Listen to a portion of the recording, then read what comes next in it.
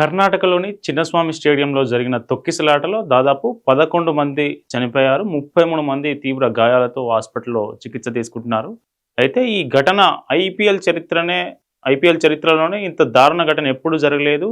ఈ ఘటనకు గల కారణాలేంటన్న దాని మీద ఇప్పుడు అందరి దృష్టి ఆకర్షిస్తున్న పరిస్థితి కనిపిస్తా ఉంది. అయితే ఈ ఘటనకు ఖచ్చితంగా ప్రభుత్వమే కారణమని కొన్ని వర్గాలు చెప్తా ఉన్నాయి. వాళ్ళు చెప్తున్నదేంటి? అసలు ప్రభుత్వం ఎట్లా కారణమైందన్నది మనం ఒకసారి చూద్దాం.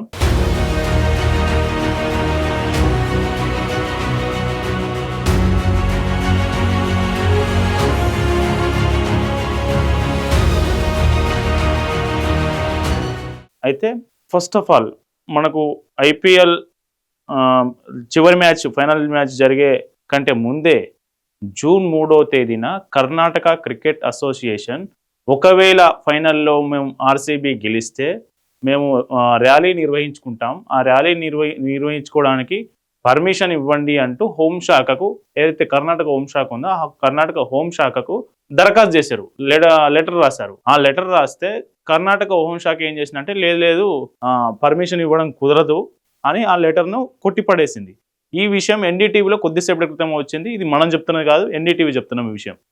అయితే వీళ్ళు అసోసియేషన్ లేఖ రాయడం, మన కర్ణాటక హోంశాఖ దాన్ని అనుమతించలేదనేది మనకు తెలుస్తూ ఉంది. ఇది ఒక కారణం. అంటే క్రికెట్ అసోసియేషన్ అనుమతిని పోలీసులు నిరాకరించినట్టు లెక్క. ఓకే, ఇది ఓకే. జూన్ 3 నాడు ఇది జరిగింది కదా. జూన్ 3 నాడు లేఖ రాయడము, వీళ్ళు దాన్ని అనుమతించకపోవడం. అయితే మరి ప్రభుత్వం ఎట్లా అనుమతి ఇచ్చింది? ర్యాలీ, మనకు ఈ సన్మాన కార్యక్రమానికి ప్రభుత్వం ఎందుకు అనుమతి ఇచ్చింది అనేది చూస్తే రాజకీయ ఒత్తిళ్ల కారణంగానే పోలీసులు అనుమతి ఇచ్చారు. ఈ సన్మాన కార్యక్రమానికి, చిన్న స్టేడియంలో సన్మాన కార్యక్రమానికి అనుమతి ఇచ్చారనేది ఇక్కడ స్పష్టమవుతుంది. నంబర్ 1 పాయింట్ అది. నెక్స్ట్ నంబర్ 2 పాయింట్ చూద్దాం.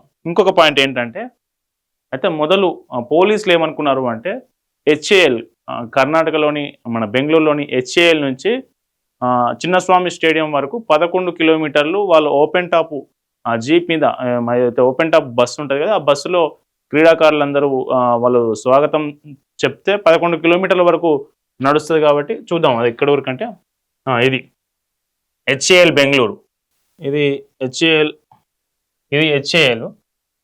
ఇక్కడ నుంచి ఏదైతే స్టేడియం ఉందో ఈ స్టేడియం వరకు 11 కిలోమీటర్లు. 11 కిలోమీటర్లు బస్సు ర్యాలీ తీస్తే ఈ 11 కిలోమీటర్ల వెంబడి అటువైపు ఇటువైపు అభిమానులు ఉంటారు కదా, వాళ్ళందరూ వాళ్ళ క్రికెటర్లను చూసే అవకాశం ఉంటుంది.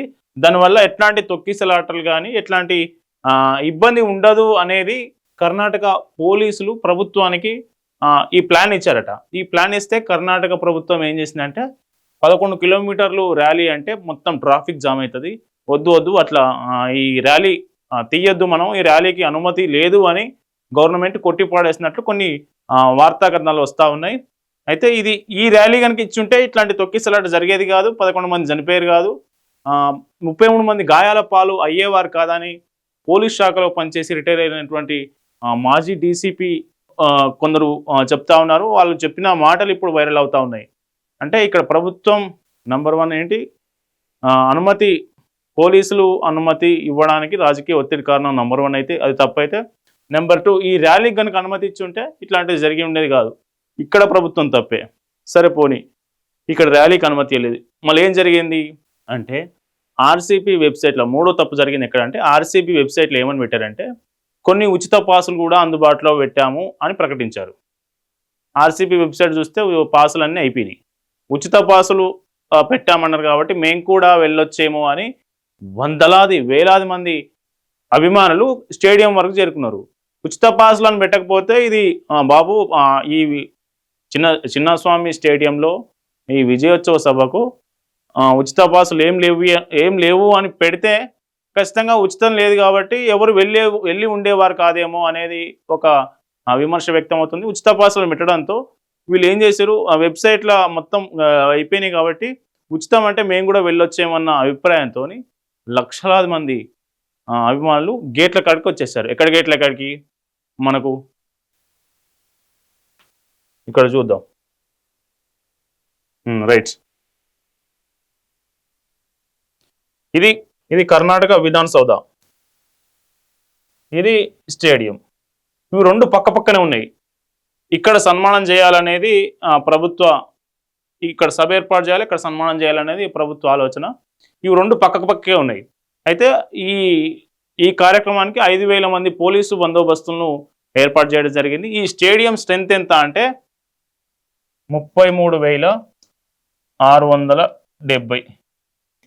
అంటే ఈ స్టేడియం కెపాసిటీ అంతమంది మాత్రమే ఈ స్టేడియంలో పడతారు.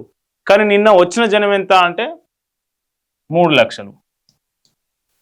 ఎక్కడ 33,000, ఎక్కడ 3 లక్షలు, అసలు తేడా దాంట్లో దరిదాపులో కూడా లేదు ఆ సంఖ్యకి ఈ సంఖ్యకు.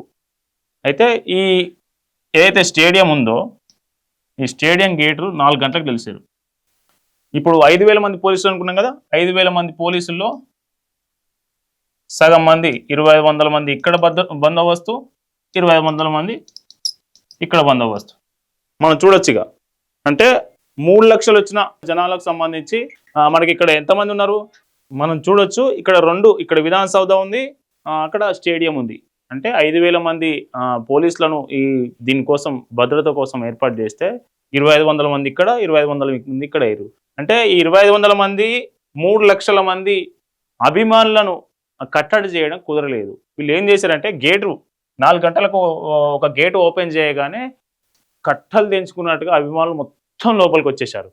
లోపలికి వచ్చిన క్రమంలోనే జరిగినటువంటి తొక్కిసలాట్లో 11 మంది ప్రాణాలు కోల్పోవడం జరిగింది. ఇప్పుడు మనం ఇక్కడ చూడొచ్చు, కనీసం ఇక్కడ పోలీస్ బందోబస్తు పెంచినా, ఆ గేట్ల దగ్గర పటిష్ట బందోబస్తు పెంచినా కానీ వీళ్ళంతా లోపలికి వెళ్ళి ఉండేవారు కాదు, అక్కడ తొక్కిసలాట జరిగి ఉండేది కాదు అనేది మనకు వ్యక్తమవుతున్న ఇంకొక పాయింట్. చూసినా కదా మనకు ఫస్ట్ పాయింట్ ఏదైతే ముందస్తు మనకి కర్ణాటక అసోసియేషన్ రాసినట్టుగా ముందస్తు అనుమతి ఇస్తే కనుక పోలీసుల దాని ఏమంటారు కర్ణాటక హోంశాఖ కర్ణాటక క్రికెట్ అసోసియేషన్ రాసినట్టుగా లేఖకు ముందస్తు అనుమతి ఇచ్చి ఉంటే కర్ణాటక పోలీసుల కార్యాచరణ వేరేలా ఉండదు. దీనికి భద్రతకు సంబంధించి కార్యాచరణ వేరేలా ఉండేదేమో. నంబర్ 1 అదైతే ఇది హోంశాఖ